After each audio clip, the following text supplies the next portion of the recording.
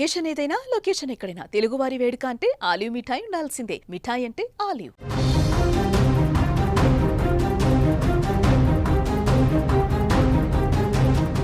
డబ్బు కోసం మనుషులు ఏ స్థాయికైనా దిగజారుతారు అనడానికి ఎన్నో ఘటనలు ఉదాహరణగా ఉండగా ఆ లిస్టులో మరొకటి చేరింది. ఇది వింటే మీరు షాక్ అవుతారు. కన్న తల్లి చనిపోతే కన్నీరు పెట్టుకోవలసిన కొడుకు ఆమె శవాన్ని పక్కన పెట్టి ఆమెలాగే వేషం వేసుకొని చేసిన పని ప్రపంచాన్నే ఆశ్చర్యానికి గురి చేస్తోంది.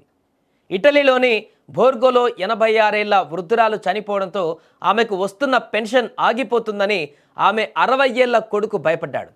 డబ్బు మీద అతనికి ఉన్న వ్యామోహం ఎంతలా పెరిగిపోయిందంటే తల్లి చనిపోయిన విషయాన్ని కూడా ఎవరికి చెప్పలేదు. అచ్చం తన తల్లిలాగే బట్టలు వేసుకొని ఆమెలాగే మేకప్ వేసుకొని విగ్గు కూడా పెట్టుకొని పెన్షన్ తీసుకోవడానికి రెడీ అయిపోయాడు. నెలల తరబడి ఇదే తంతు నడిచింది. అక్కడ $99,000 ఇలా తీసేసుకున్నాడు అతను. నెల నెల అతను ఆమె వేషంలోనే వెళ్ళి ఆ యొక్క డబ్బుల్ని తీసుకునేటువంటి పరిస్థితి కొనసాగించాడు కొంతకాలం. చాలా రోజులు ఎలాంటి డౌట్ రాకుండానే మేనేజ్ చేశాడు. కానీ పాపం ఎప్పుడు కూడా దాగదంటారు కదా, అలాగే ఇతని మోసం కూడా ఎక్కువ రోజులు దాగలేదు.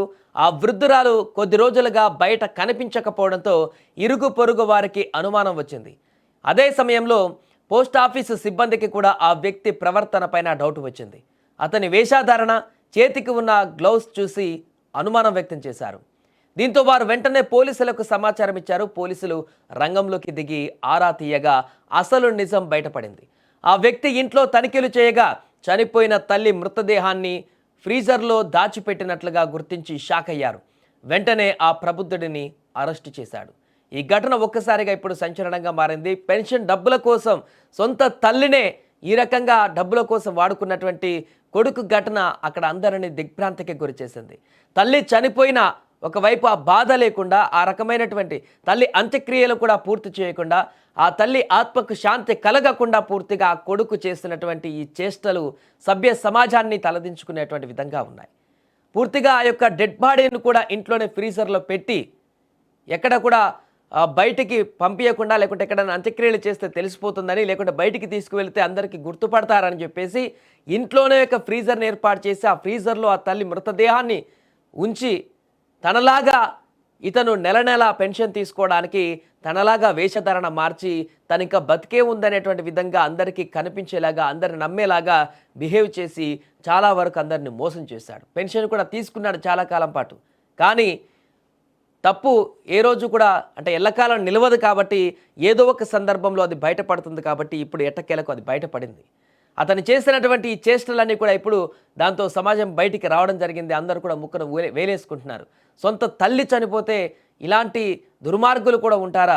తల్లి చనిపోతే బాధ ఉంటుంది, లేకుంటే ఆ యొక్క ఆవేదనతోటి ఆ కొడుకులు ఇంకా డిప్రెషన్లోకి వెళ్ళేటువంటి పరిస్థితులు కూడా ఉంటాయి.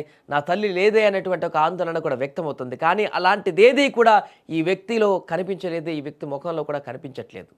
పూర్తిగా చనిపోయింది, పూర్తిగా డెడ్ బాడీతోని ఎలా సంపాదించుకోవాలి, ఎలా నేను బ్రతికి బట్ట కట్టవచ్చు, ఎలా ₹1 సంపాదించుకోవచ్చు ఈ డబ్బు పైన అనేటువంటి క్రూయల్ మెంటాలిటీకి దిగాడు ఈ వ్యక్తి. దీనిలో భాగంగానే తను చనిపోయినా కూడా ఆ యొక్క పెన్షన్ని పొందేందుకు రకరకాల ప్రయత్నాలు చేస్తూ వేషధారణ మార్చి పూర్తిగా ఆమెలాగా డ్రెస్ వేసుకొని మొత్తం సమాజాన్ని నమ్మించేటువంటి ప్రయత్నం చేశాడు.